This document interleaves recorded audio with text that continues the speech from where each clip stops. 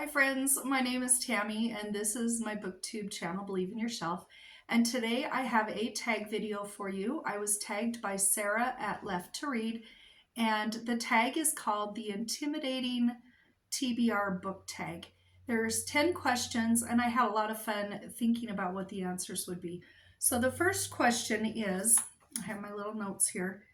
What book have you been unable to finish? Now, this one here is called Dragons of Autumn Twilight by Margaret Weis and Tracy Hickman. And I don't read a lot of fantasy, but when I read fantasy, I want to read epic, high fantasy. I want to read books with dragons and gnomes and dwarves and magic, and this is the type of book I like. But I don't like to read fantasy very often. So I started this last fall and I just wasn't in the mood to read it.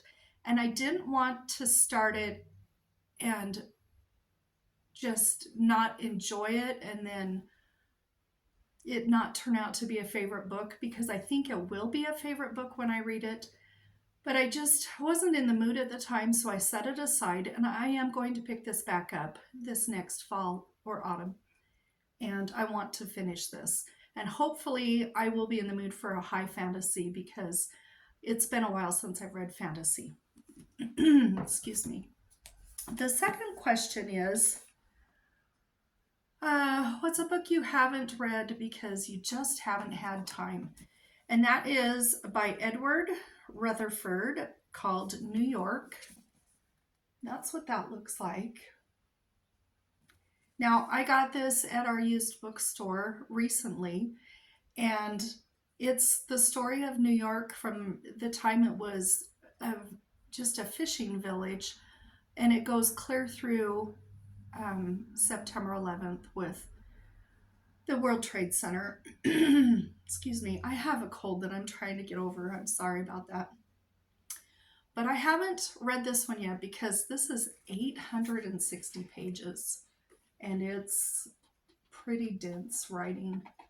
It is a novel based on true events, and I am very excited to read it, but I'm very intimidated to read it, so I haven't started it yet. The third question is, you haven't finished it and it's a sequel. Okay, well, last year I read A London Child of the 1870s by Molly Hughes. That's what that looks like.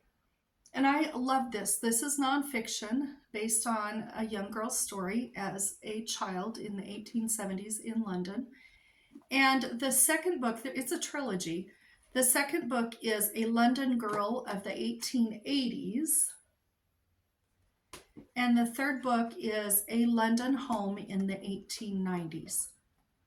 And these are all her story. And I have read the first one, but I have not picked up the sequel, or the second one in the trilogy, I should say. This feels like, when I think of England, I picture rain and mist and fog. And to me, that feels more like autumn to me, or heading into winter even. So I'm just not in the mood to read this yet, even though I loved the first one, but I'm going to give this a shot probably this fall. I'll probably get this one read this fall. Okay, the next question is, what's a book you haven't read that's intimidating, that's brand new? Okay, I haven't read this one, and it's brand new. I just got it. I actually ordered this one on Amazon, and it's Homecoming by Kate Morton, and that's the picture. I love Kate Morton. I love her so much. She's one of my very favorite authors. And I haven't read this because I don't want this to be the end of the Kate Mortons and not have any Kate Morton to grab for on my shelf. I know that sounds really silly, but it's why I haven't read it. My mom keeps asking me why I haven't read it yet, and I've had other people ask me because I love her books so much, but I haven't read this. And quite honestly, I probably will not read this until I know she has another book out. and then I'll read this one and probably save that one. I just don't want to be to the end of Kate Morton. I've read all of her other books, and I just love her so much. Okay, the next question is, what's a book you haven't read, you're intimidated by, that's by the same author as another one you read and you didn't like it? And for that book, I have Halloween Party by Agatha Christie. Now, I read And Then There Were None. I've read that twice, and I loved that book. But I DNF'd Murder on the Orient Express, and I read, I can't remember if it was earlier this year or if it was later last year, I read Crooked House by Agatha Christie. I thought Crooked House was okay. I thought it was okay. I didn't love it though. And where I DNF'd Murder on the Orient Express, I'm just having a hard time wanting to pick this one up because I want to love Agatha Christie, but I'm having a hard time finding books to love by her, even though I did love And Then There Were None. And this has a really good synopsis on the back. It says, at a Halloween party, Joyce, a hostile 13-year-old, boasts that she once witnessed a murder. When no one believes her, she storms off home, but within hours, her body is found, still in the house, drowned in an apple bobbing tub. So I think it sounds good, but I'm kind of scared to read it. The next question is one that you're just not in the mood for. And I got this one at our local used bookstore also. It's called Furious Love, Elizabeth Taylor, Richard Burton, and the Marriage of the Century by Sam Kashner and Nancy Schoenberger. And that's the title, or the cover there. Now this one comes in exactly at 500 pages. And it's very dense writing, but there's a lot of photos in here. But I have to be in the mood to read a Hollywood memoir or Hollywood, what do you call this? I've just lost the word. Anyway, the story about someone from Hollywood, a celebrity. I have to be in the mood, and I am fascinated by these two people, and so I am excited to read it, but I have to be in the mood for it, and I'm not.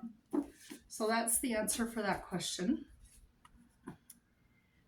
The next one, looks like there's 3 more books. The next one is a book that you haven't finished because it's humongous.